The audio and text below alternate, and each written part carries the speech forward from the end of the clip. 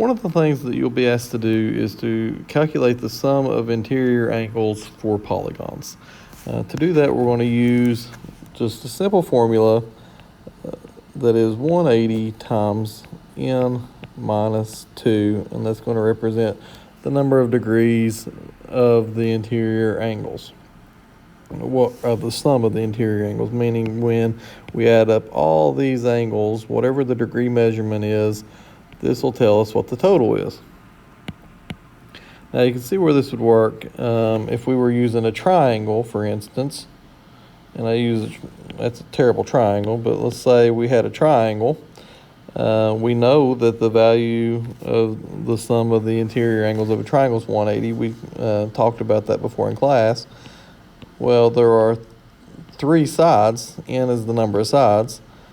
And if we subtract 2, then we end up with 180 times 1, which equals 180 degrees. And we know that the sum of the interior angles of a triangle is 180 degrees. But this formula works for any polygon.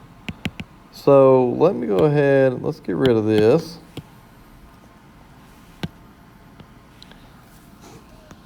In this formula, like I said, n is equal to the number of sides. Looks like a 5. Number of sides. I know this is an octagon, but let's say that there was a lot of sides there and I didn't know. It's always good to go ahead and count. Just count them up. Okay, so there's 8 sides. This is an octagon. There's 8 sides to this polygon that we have here. So to figure out the sum of interior angles, all I have to do is plug an 8 in where the n is and solve. 180 times 8 minus 2 is 6, which is going to come out to 1080 degrees. And so now I know that anytime I have an octagon, the sum of the interior angles will be 1080 degrees, meaning when I add up all the angles, I get 1080 degrees. Now, if I wanted to know specifically for one angle, so let's say, now I'm being asked what is the measure of one interior angle given that it's a regular polygon. This part's important. Being a regular polygon means that all the sides are the same and all the angles are the same. So whatever the side lengths are, they're all the same. Whatever the angles are, they're all the same. So, well, since they're all the same and they add up to 1080, let me make this a little smaller so I got room. I've got 1080 degrees total, and I have 8 total angles. So all I have to do is divide it. So if I divide that by 8, I'll get that it's 135 degrees. These are the 2 type of questions that you're going to have on your quiz assignment dealing with interior angles of polygons. You're going to get the sum, in which case you do 180 times n minus 2, where n is the number of sides, and you just calculate that out. That'll give you the interior angle sum. And then if you need just one angle, you take the sum and divide by the number of angles or the number of sides. It's the same thing. So there's 8 sides, so 1080 divided by 8 gives us 135 degrees. Now let's talk about the exterior angle theorem. The exterior angle theorem states that when you have an exterior angle of a triangle, like this is, you got a triangle, and then if this extends out, now we've created what's called an exterior angle. The value of this exterior angle is going to be the same as if you add these 2 angles together.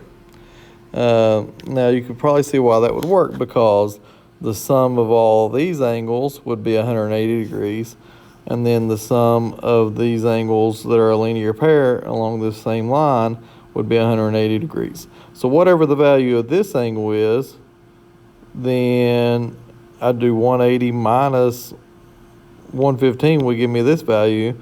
Well, at the same time, to find this value, I could do 180 and then subtract these 2 angles. So that's why that works. So if I want to do the exterior angle theorem here, and I'm trying to solve for x, I'm going to set it up. I'll say, well, 50 plus x will equal 115. And that's how that works. Just 50 plus x will give us 115. So I would subtract 50 on each side. And I would have that x would be equal to 65, and that'd be 65 degrees.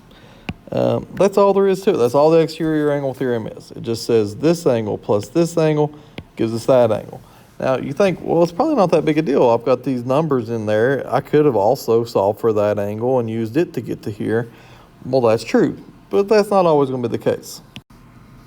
Okay, so this time around, we're doing the exterior angle theorem. We don't have angle values here, so we can't very well say, well, we're going to use this angle to figure this one out, or we're going to use these angles to find that angle, then get to the exterior angle. We actually have to use the exterior angle theorem here to solve. Okay, so just a reminder, the exterior angle theorem says that these two remote interior angles, and they're remote because they're away from the exterior angle. This would not be a remote interior angle. This is just an interior angle that is with the exterior angle that we have there. So to set this up, we're just going to say 30. Well, let me get we're going to say 30 plus 4x plus 2 will equal 8 plus 6x. And then we just solve for x. And we could even actually solve for x and then plug back in to find those angles, but right now we're just going to worry about solving for x. So we have 30 plus 4x plus 2. Let's go ahead and combine what we can. So we're going to make that 4x plus 32 on the left side is equal to 8 plus 6x.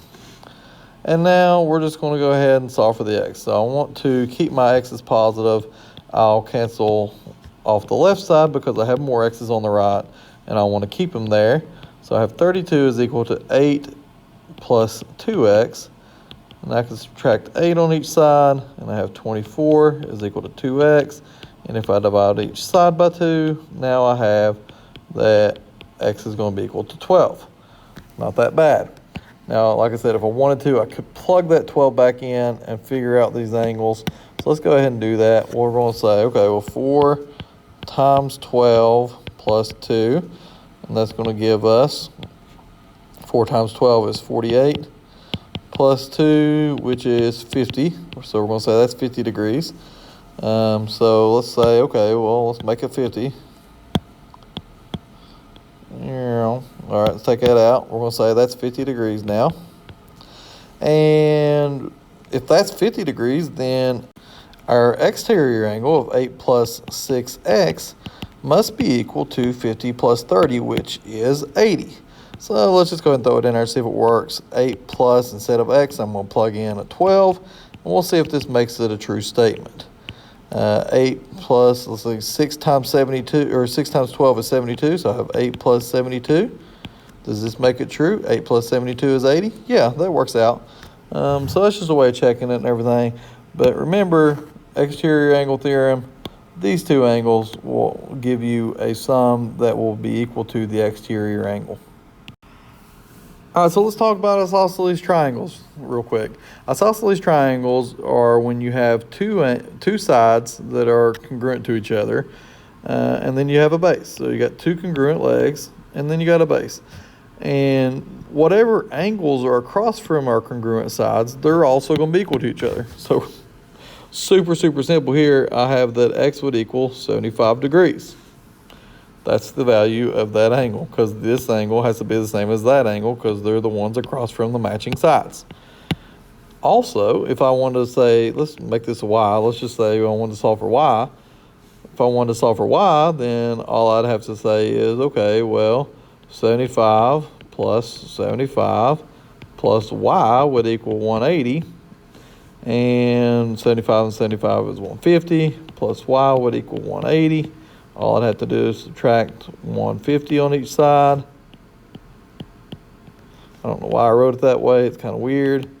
But y would be 30 degrees. That's all there is to these isosceles triangles.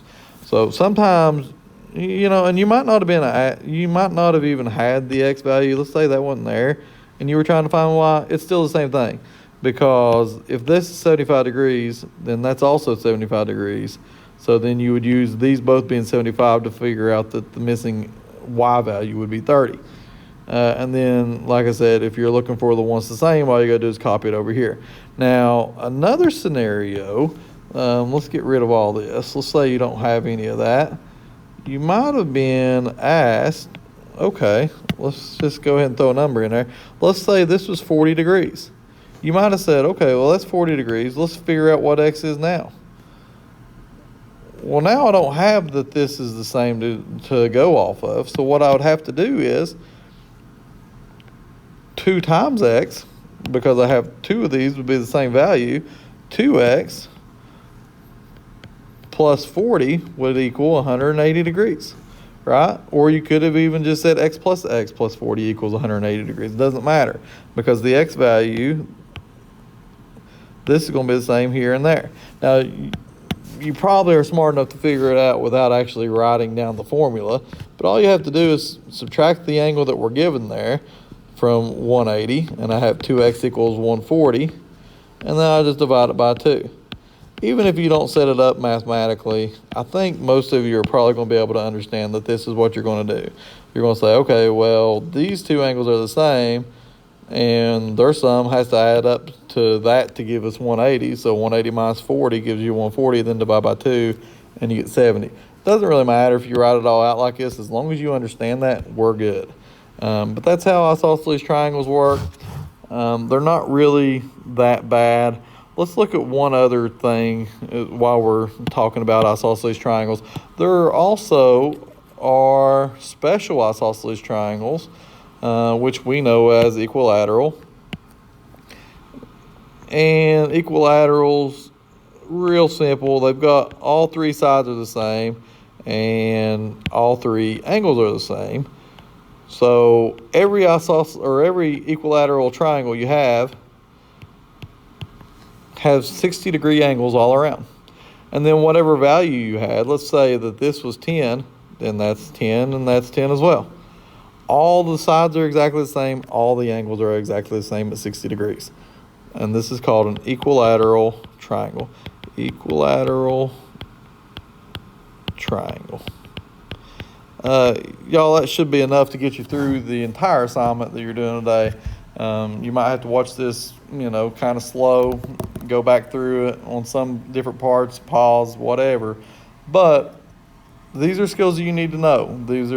I put all this together because it's all quick and easy stuff, but I do need you to understand it all.